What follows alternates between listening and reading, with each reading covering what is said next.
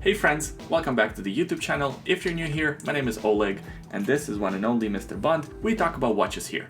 In today's video, we're going to do a full review of Grand Seiko reference SBGA211, also known as the Grand Seiko Snowflake. I'm so excited to do a full review of this watch. I've been waiting really long time to get my hands on one, and finally I was able to do so. A huge thank you to exquisitetimepieces.com for lending this watch to us. We borrowed it from them. They are a great retailer of many different luxury watches. If you're looking for a luxury watch like this one or many other pieces, check their website. Maybe you'll find something that you like. We're not affiliated with them. We don't get any kickbacks. There's no trackable links. It's just cool that companies like that loan watches like this to people like us. It's a win-win-win for everybody. Now about this watch and how this review is going to work. The first portion of the review is going to be the review part, close-up shots, macro shots, the rest of it. By the end of the video, I'm going to talk about the negatives of the watch and some of the things that you probably should know before you buy this Grand Seiko Snowflake. Now, let's get started with the review. So the dimensions then. The watch has a diameter of 41 millimeters. It's 48 millimeters from one lug to another, this point to this point. However, it does have male first links, so the widest points on the case are actually about 52 millimeters apart, this point and this point. The watch has a 20 millimeter lug opening, and it's 12.8 millimeters thick, including the domed sapphire crystal. Here's what the watch looks like on my 7.5 inches or just under 20 centimeters wrist. Overall, I do like the fit, I like the size. Admittedly, it's a little bit too thick to be a proper dress watch, almost 13 millimeters. It will slide under the cuff of your shirt, but from such a refined looking timepiece, you would expect it to be a little bit slimmer. It also has a pretty long lug to lug distance, 48 millimeters from one lug to another, or 52 millimeters, including those protruding first links. It's a bit on the longer side, so I would say this watch would look best on someone who has medium to larger size wrists. For people with small wrists, it might look a little bit awkward because of that long lug to lug distance. It's an incredibly comfortable watch to wear, weighing only 98 grams. You don't even notice it on your wrist most of the time. Such a lightweight of the watch is of course thanks to that titanium case and bracelet. The finish on the case is outstanding. It has the satin or brushed finish on top of the lugs and polished Zuratsu finish on the sides of the case and on the bezel. The transitions look fantastic, and it's even more impressive when you think about it. This is a titanium case, it's not even stainless steel. As we all know, titanium is a notoriously difficult metal to work with. This level of finish would be already impressive enough on a stainless steel watch. On a titanium watch, it's just next level. Prior to recording this video, I was thinking, how can I provide the most value to you as a viewer? If you are looking for one of these watches, what can I say or what can I demonstrate in this video that hasn't been already said or demonstrated before? So one of the things that haven't been shown on video before, I believe, is how the power reserve gains power. So what we have to do, we have to unscrew the screw down crown at the 3 o'clock position. It's a signed crown with the Grand Seiko logo. We unscrew it as such. And now we're ready to hand wind the mechanism. So that's what the power reserve looks like when it gains power. You can see the needle move. That's what it sounds like. It's an interesting sensation. I wouldn't really describe this as any other mechanical watch that I've reviewed this far. It's its own thing entirely.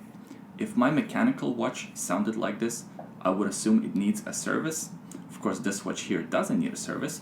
It just has a totally different feedback. Another thing that you guys asked for me to demonstrate in a comment section of the unboxing video for this watch is how the date change moves. So I'm going to demonstrate that right now. We're going to pull the crown to the second position. The second hand stops ticking. We're just going to go forward here.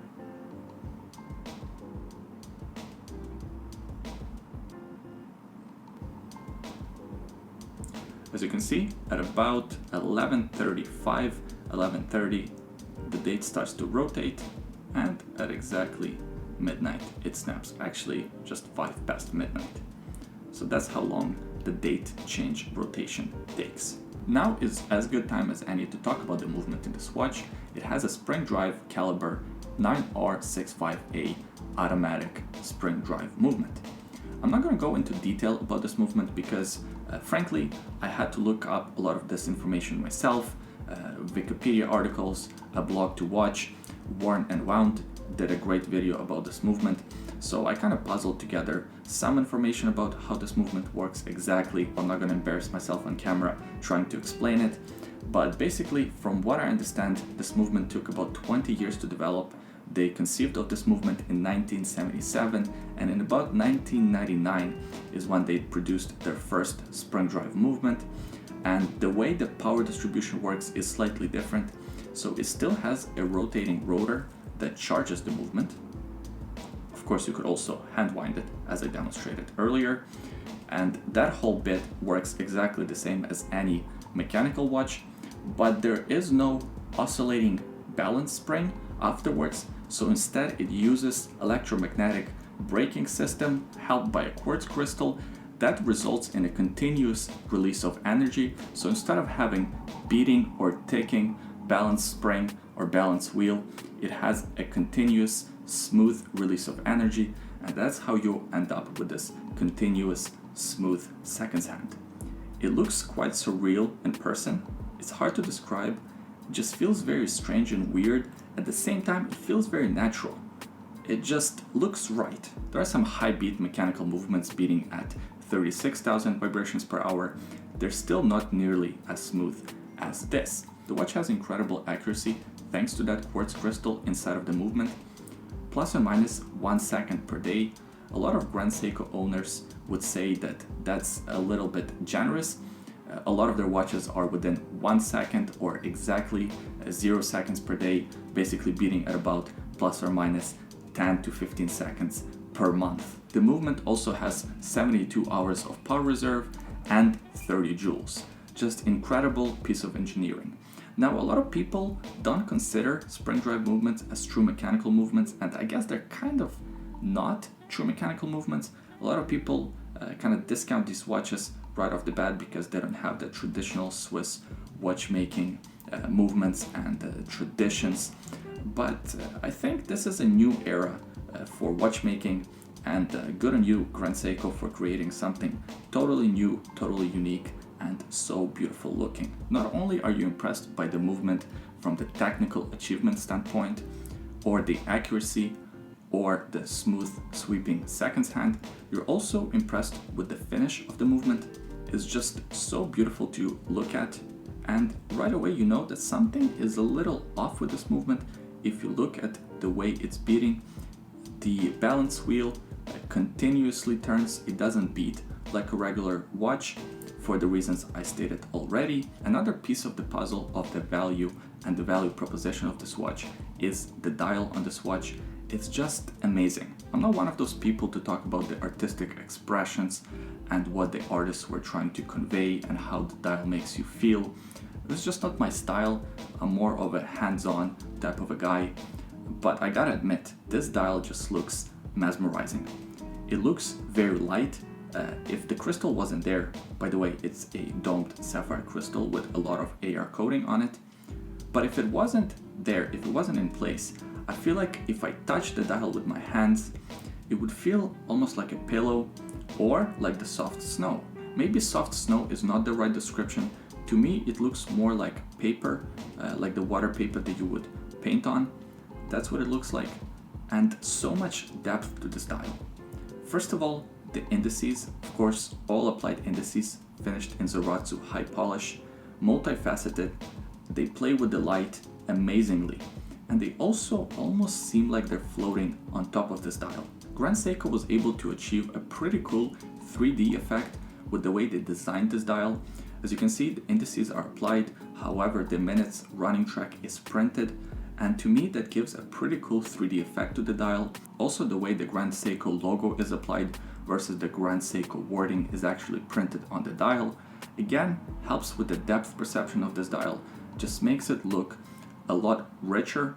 Now let's talk about the most controversial part of this dial, the power reserve. by the 7/8 o'clock position. A lot of people don't like it. I was one of those people. I thought it threw the symmetry on the dial off, but after seeing it in person, I don't mind it too much. I still prefer the watch without the power reserve indicator. However, on this watch, the integration is pretty good. They almost cut into the dial. There's a lot of detail to this power reserve indicator. It has concentric circles. It has this wave pattern. As the wave pattern increases, you have more power reserve. As it decreases, it goes lower. It even has applied indices on each side of the power indicator.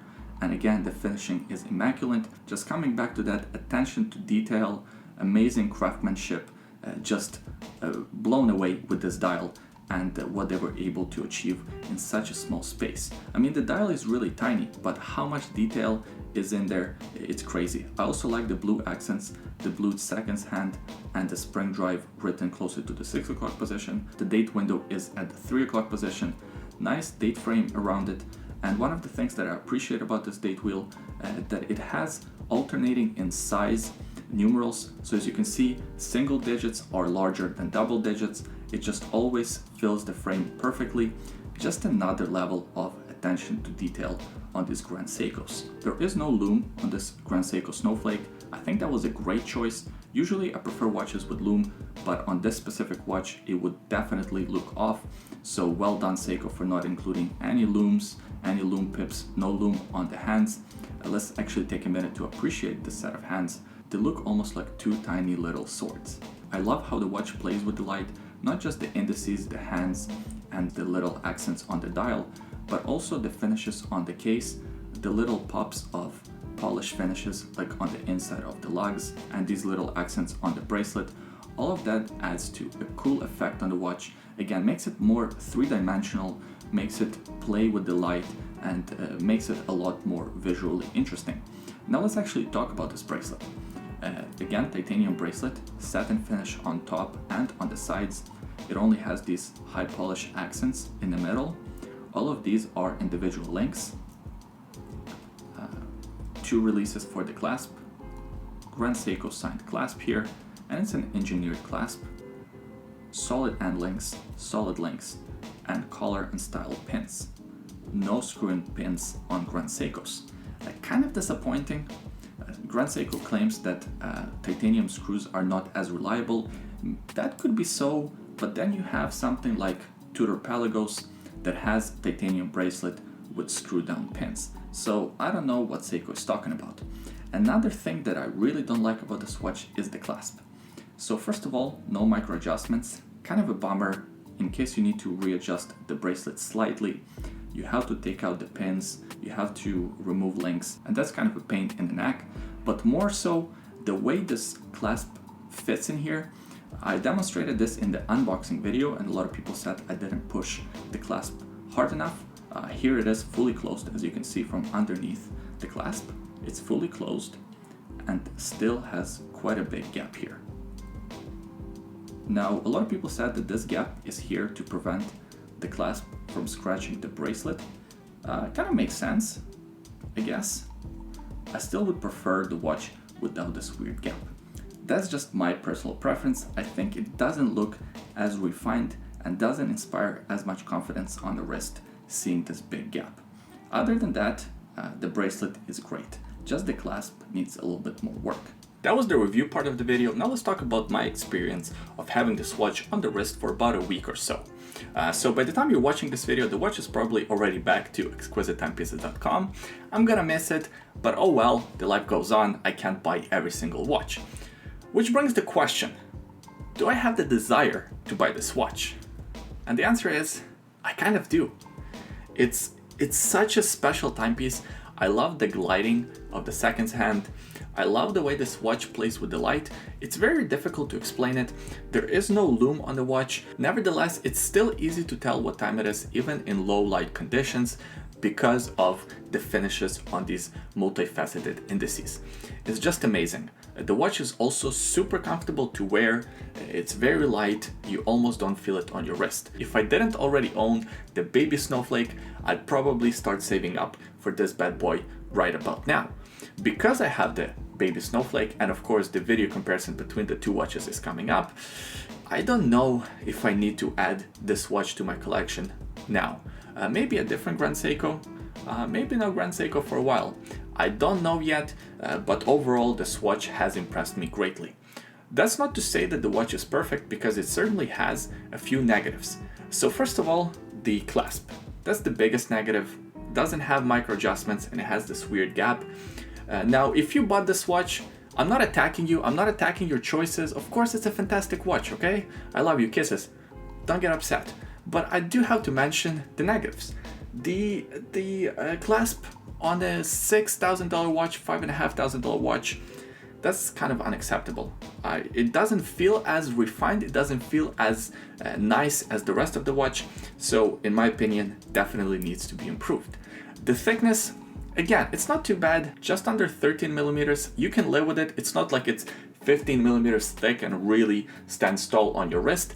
Nevertheless, again, on such a beautiful, exquisite timepiece, you would expect it to be a little bit slimmer and that case back to be a little bit less protruding, so the watch sits closer to your wrist. It's not too bad at 12.8 millimeters, but I wish it was under 12 millimeters, like the baby Snowflake.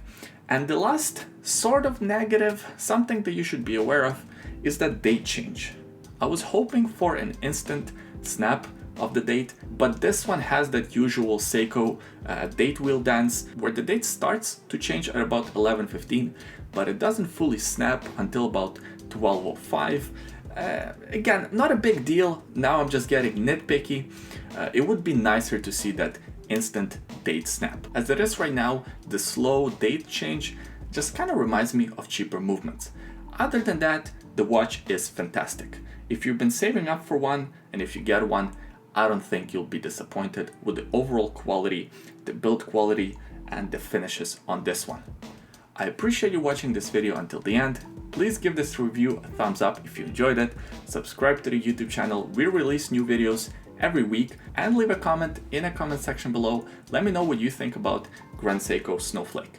Is Snowflake your favorite Grand Seiko watch? Maybe there's a different Grand Seiko watch that I should take a look at. Leave all those thoughts below. I always enjoy reading your comments. By the way, today on my wrist, I'm wearing a very humble Vostok Amphibia. I did a lot of different videos about this watch. I will leave a review linked in the description below. Also in the description below, there are a couple of other links. The first link is a secret link. Have a look if you're curious. The second link is a link to bondnatostraps.com if you're looking for a great quality NATO strap and want to support this YouTube channel at the same time. Buying one of these NATO straps is a great way to do so. Thanks for watching this video. I hope you enjoyed it. I hope you had fun, and I'll see you guys next time. Bye. Good boy.